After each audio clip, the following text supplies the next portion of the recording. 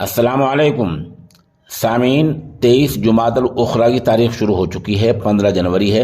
खबर का उन्वान है वक्फ बोर्ड की जगह में बनाए गए कमरे को और 4 दीवारी को शरपसंदों ने तोड़ दिया है और अभी तक किसी की गिरफ्तारी अमल में नहीं आई है।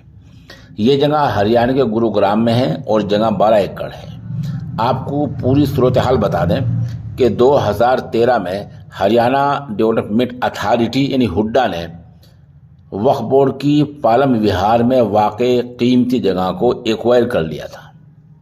वक्फ बोर्ड ने वक्त पर कार्रवाई की, मामला हाई कोर्ट पहुंचा तो हाई कोर्ट ने काफ़ी समाअत और बहस और दलाइल सुनने के बाद इस जगह के मुआवजे में हमें सेक्टर 23A में 12 एकड़ जगह मुहैया करा दी। वक्फ बोर्ड ने इसी नई 12 एकड़ वाली जगह में एक कमरा बनाया 4 दीवारी की। वक्फ बोर्ड का मंशा है यहाँ कब्रिस्तान हो जाए, इबादतगाह बन जाए। लेकिन गुज़िश्ता 29 दिसंबर को मकामी शरपसंदों ने इस जगह को तोड़ दिया, 4 दीवारी को तोड़ दिया, कमरा तोड़ दिया, जैसे कि आप तस्वीर में देख रहे हैं।